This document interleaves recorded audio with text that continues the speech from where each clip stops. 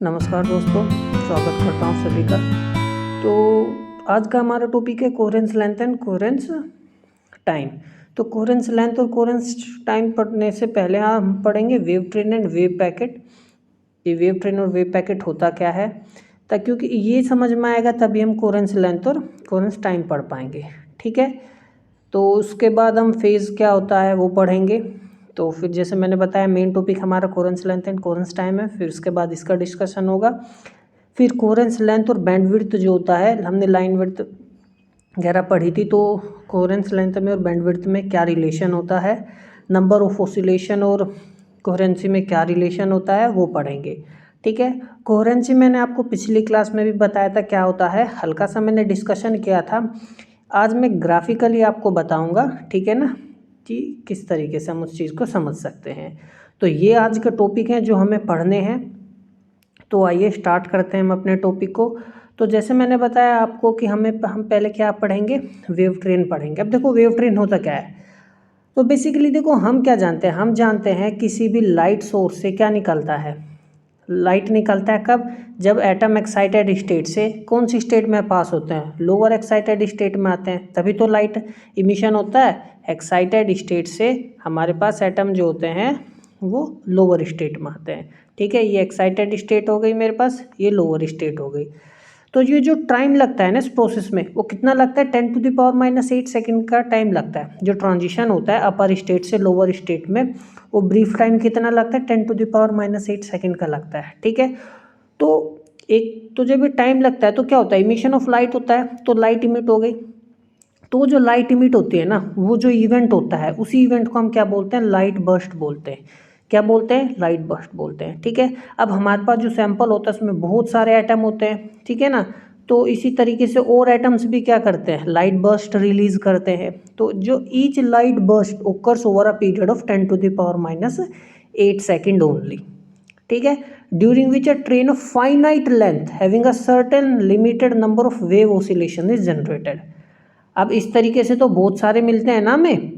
अब एक wave burst हमें कितने समय मिला, 10⁻⁻8 सेकेंड में, और सैंपल में बहुत सारे एटम है। इसी तरीके से हमारे पास और ओसिलेशंस मिलते हैं। अभी देखो ये वेव बर्स्ट या होता क्या है, ठीक है। आप ये देखो यहाँ पर ध्यान से, ये जो देख रहे हो ना, ये एक वेव ट्रेन है, ठीक है ना। फिर एक ही दूसरी वेव ट्रेन है, फिर एक और ये एक वेव ट्रेन है, एक वेव ट्रेन ये है, एक वेव ट्रेन ये है। तो जब लाइट का इमिशन होता है एटम से, तो वो क्या होता है, जनरली जंबल होता है ना एक, बहुत सारी वेव ट्रेन्स का, ठीक है ना, तभी तो पूरा लाइट हमारे पास मिलता है। तो ये चीज़ है। तो the light emitted by an ordinary light source is not an infinitely long simple harmonic wave. हम तो हम सोचते हैं कि लाइट इमिट होगा वो बिल्कुल एक सिंपल हार्मोनिक होगा, है ना, ये होगा बिल्कुल। लेकिन रियलिटी में ऐसा नहीं होता है, इनफाइनाइटली लॉन्ग नहीं होता है, बल्कि क्या होता है, कंपोज्ड होती है, मिलके बनी हुई होती है वो, किससे, छोटे छोटे वेव ट्रेन से, जो बहुत सारे एटम्स रिलीज करते हैं। और वो अब देखो, आप यहाँ ध्यान से देखो, आप इसमें क्या वेरिएशन हो रहा है, नहीं हो रहा है, ठीक है ना। वेरिएशन आप देख सकते हो, क्या एक प्रॉपर सिंपल हार्मोनिक मोशन है जैसे मैंने बनाया, तो इसका देखो क्या फ्रीक्वेंसी सेम है, तो ये एक प्रॉपर मोनोक्रोमेटिक है। यहाँ पे आप देखो फ्रीक्वेंसी पूरी तरीके से क्या है, सेम नहीं है ना, ठीक है ना। आप ओसिलेशंस देख सकते हो। तो एक तरीके से ना रियल मोनोक्रोमेटिक नहीं होता है। रियल मोनोक्रोमेटिक तो कभी भी लाइट होती ही नहीं, हमेशा क्या होती है, क्वासी मोनोक्रोमेटिक होती है। तो एक हमेशा थोड़ा सा ना डेलेम्यू रहता ही रहता है, प्योर सेंट्रल फ्रीक्वेंसी हमें नहीं मिलती। हमें एक क्या मिलता है, फाइनाइट विड्थ जरूर रहती है, डेल म्यू या डेल लैम्डा, ठीक है ना। तो the wave trains issuing out of a quasi monochromatic source, तो सोर्स को भी हम क्या मारेंगे, प्योर मोनोक्रोमेटिक तो नहीं बोलेंगे, क्वासी मोनोक्रोमेटिक बोलेंगे। अब देखो यहाँ पे मैंने कि वेव ट्रेन बनाई है, ठीक है ना, क्या बनाई है कि वेव ट्रेन बनाई है। अब देखो इस वेव ट्रेन में क्या हो गया, नंबर ऑफ लेंथ, वो लेंथ मान ली मैंने इस वेव ट्रेन की एक। अब इसमें नंबर ऑफ ऑसिलेशंस, अब देखो जैसे यहाँ पे ऐसे समझो, देखो मैंने यहाँ से लेके ये मेरा, तो आप गौर से देखना, ठीक है। ये मेरे पास एक क्या हो गया, ये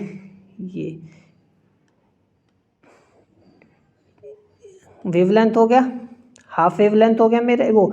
ये मेरे पास क्या होगी, क्रस्ट से क्रस्ट तक मैंने क्या किया, वो सॉरी ट्रफ से ट्रफ एक वेवलेंथ हो गई, ठीक है।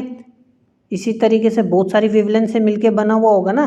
तो मान लो इस, अब देखो ये कितने ऑसिलेशन होगा, एक ऑसिलेशन मेरे पास होगा, यहाँ से देखो ऊपर की तरफ गया, फिर डाउनवर्ड आया, फिर स्टार्ट हुआ ऊपर की तरफ, तो यानी अभी एक ऑसिलेशन कंप्लीट हो गया। यहाँ से यहाँ तक क्या, ये एक ऑसिलेशन कंप्लीट हो गया। तो मान लो ये लाइट जो है एन ऑसिलेशन से मिलके बनी हुई है, और एक ऑसिलेशन की लेंथ कितनी होती है, लैम्डा। तो कितने ऑसिलेशन से मिलके बनी हुई है, एन लैम्डा। तो टोटल लेंथ कितनी हो जाएगी, L is equal to n lambda हमारे पास टोटल लेंथ हो जाएगी, ठीक है ना। तो L is equal to n lambda हमारे पास क्या हो जाएगी, लेंथ हो जाएगी, ठीक है। समझ में आई बात, एक तो ये बात। दूसरा ये क्या, वेव ट्रेन की लेंथ है। अब ये लेंथ, अब इस लेंथ हमारे पास क्या होती है, स्पीड इनटू टाइम। तो स्पीड कितना होगा, वेलोसिटी ऑफ लाइट क्या होगी, c, और डेल टी हमारे पास हो गया टाइम। अब ये टाइम डेल टी है क्या, ये वही तो टाइम है जितना, कौन सा टाइम है ये, जो एक्साइटेड स्टेट से हमारे पास लोअर स्टेट में लगा, कितना 10⁻⁻8 सेकेंड, ये वही डेल टी है। समझ में आया। तो यदि एक वेव ट्रेन है जो है डेल टी समय के लिए लास्ट करती है, क्योंकि इस समय के बाद तो दूसरा ट्रांजिशन होगा, तो दूसरी वेव ट्रेन आ जाएगी। तो एक wave train del t time के लिए ओकर होती है, तो उसकी लेंथ कितनी होगी, simply L is equal to c lambda t, ठीक है। और नंबर ऑफ ऑसिलेशन हमारे पास यहाँ से आ गया, N is equal to L upon में लैम्डा। कोई डाउट है, ठीक है, डाउट नहीं होना चाहिए। अब देखो ये वेवलेंथ जो है ना, बेसिकली ये देखो, अब यदि यहाँ ध्यान से देखो, इसके बाद तो ये क्या होने लगी, इसके बाद तो कोई दूसरी वेव ट्रेन आएगी, आएगी नहीं आएगी।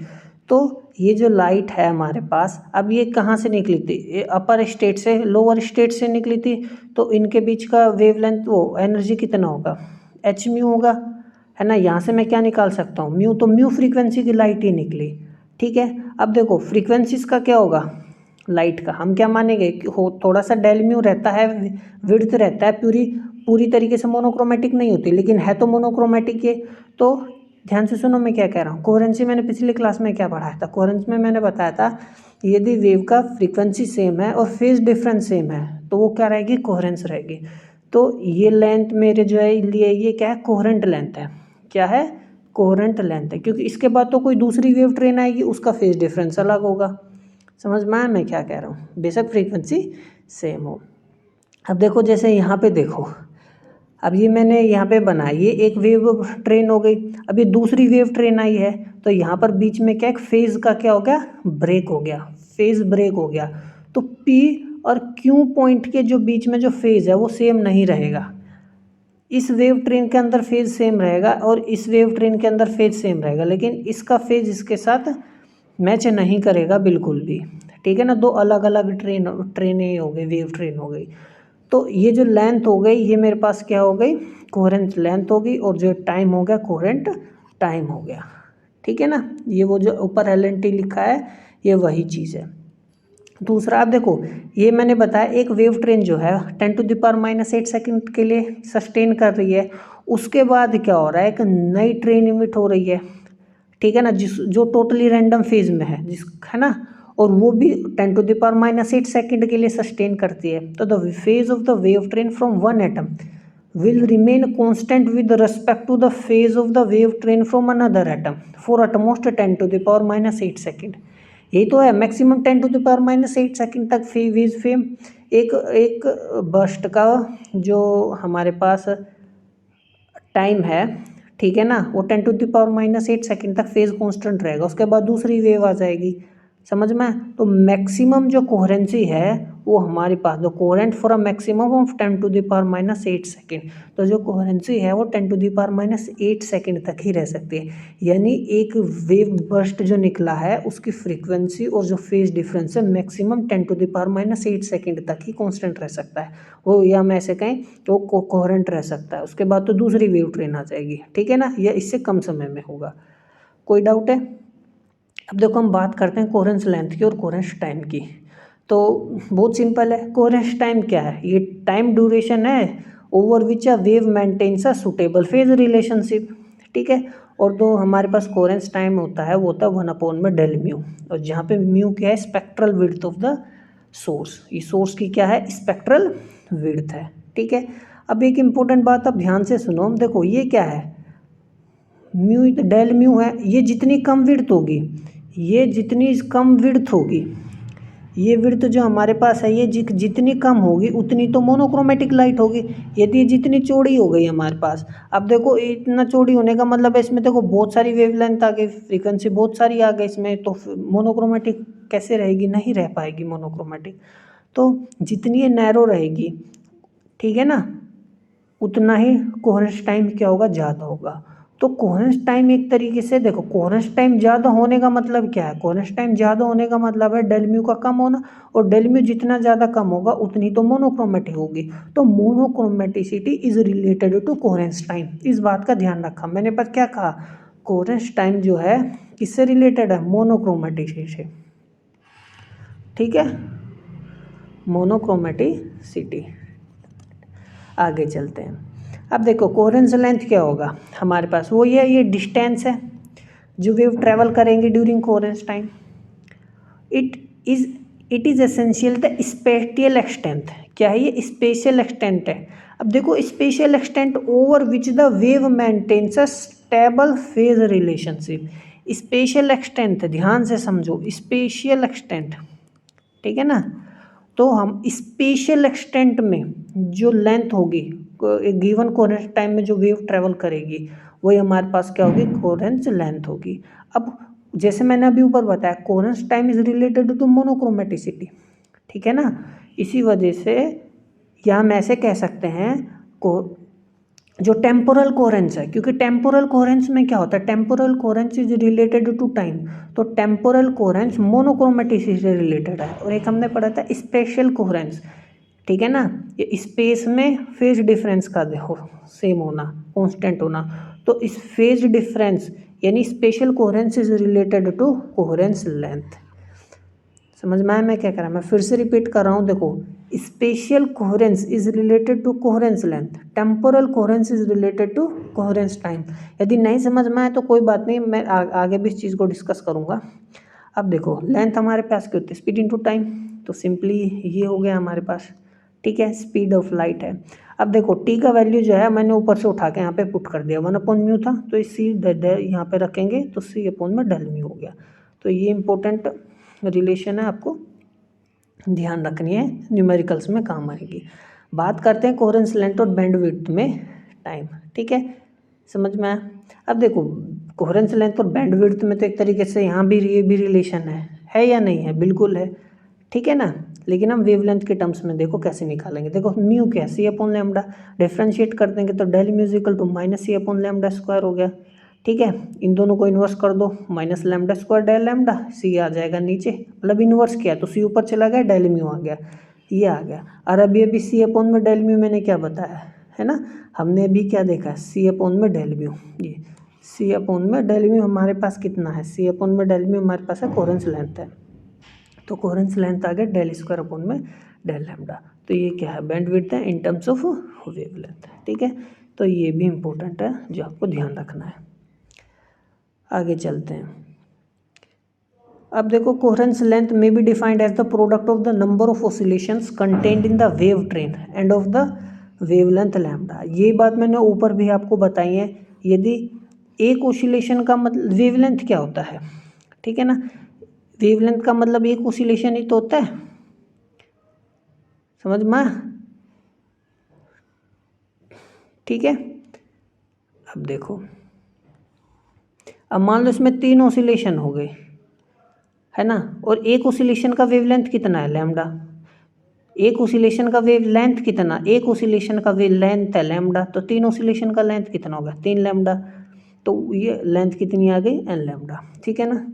अब हमने अभी ऊपर ये LC=λ² ये प्रूव किया है, तो इन दोनों को हम क्या रखेंगे, इक्वल रख देंगे। n λ=λ² क्या आ गया, ये दोनों इक्वल आ गए, ठीक है ना। एक लैम्डा से लैम्डा हमने काट दिया तो डेल लैम्डा अपॉन में ये आ गया। अब देखो जितने ज़्यादा ऑसिलेशन होंगे, जितने ज़्यादा क्या होंगे ऑसिलेशन होंगे, ये उतना ही क्या आएगा, कम आएगा।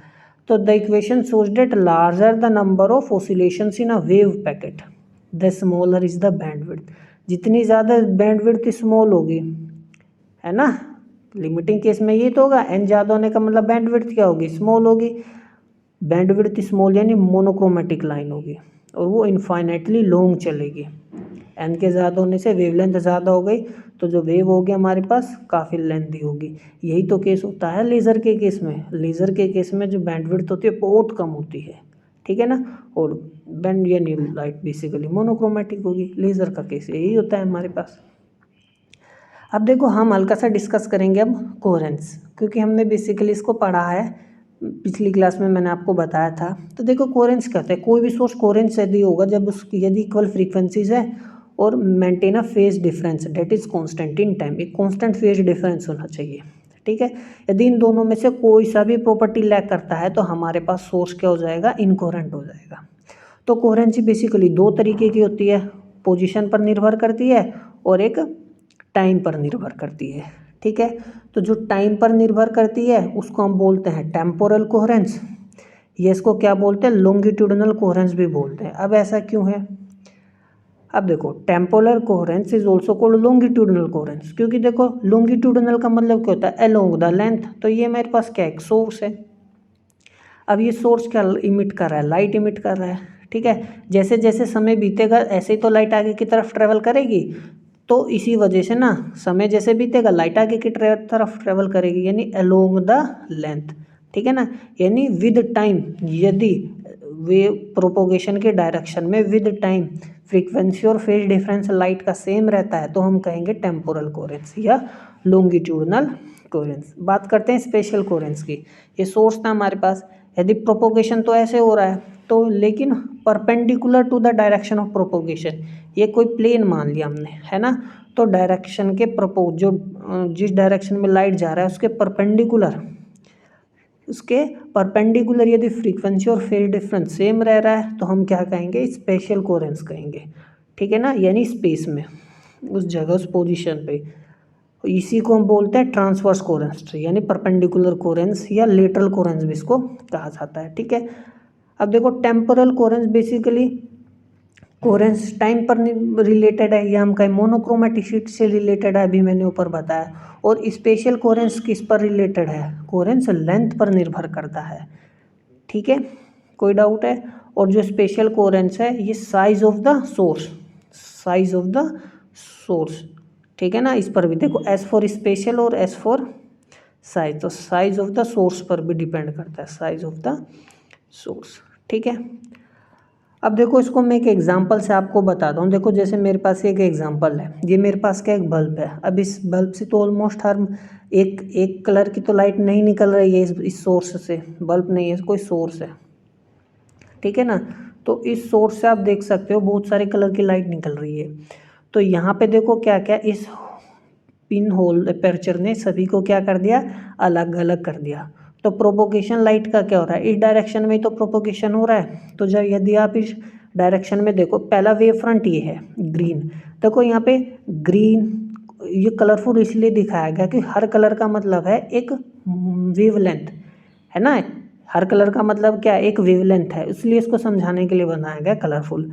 अब देखो ग्रीन है, रेड है दो, फिर ब्लू है, फिर येलो, फिर ब्लू, फिर दो ग्रीन मिल रहा है, येलो मिल रहा है, रेड मिल रहा है। तो यहाँ पे यदि मैं अलोंग द लेंथ बात करूँ, क्या बात करूँ, अलोंग द लेंथ, तो कलर चेंज हो रहे हैं। तो along the length colour change होने का मतलब क्या होगा, फ्रीक्वेंसी का चेंज होना, फ्रीक्वेंसी चेंज हो रही है तो कोहेरेंसी होगी अलोंग द लेंथ, कोहेरेंसी होगी अलोंग द लेंथ, नहीं। तो टेम्पोरल कोहेरेंस होगा नहीं, क्या होगा, टेम्पोरल कोहेरेंस नहीं है, ठीक है ना। टेम्पोरल कोहेरेंस जो है इस यहाँ पर हमारे पास नहीं है बिल्कुल भी, ठीक है, टेम्पोरल कोहेरेंस नहीं है। क्या है स्पेशल कोहेरेंस, अब स्पेशल कोहेरेंस क्या बताया था, परपेंडिकुलर टू द प्रोपोगेशन, अब ये है, ठीक है। अब देखो परपेंडिकुलर देखो प्रोपोगेशन के, अब परपेंडिकुलर यानी हमें ऐसे देखना है, देखो ये पहला वाला वेव फ्रंट देखो ग्रीन है कलर का है या नहीं है, तो एक प्लेन देखो पूरा ग्रीन है, फ्रीक्वेंसी सेम है, ठीक है। तो इस वेव फ्रंट में साइनसोइडल ऑसिलेशन है, बिल्कुल है, फेज डिफरेंस भी सेम ही रहेगा। इस डायरेक्शन में देखो, इस प्लेन में पूरा क्या है, ये रेड है, फेज डिफरेंस हमारा वो फ्रीक्वेंसी सेम रहेगा, फेज डिफरेंस भी क्या रहेगा, सेम रहेगा।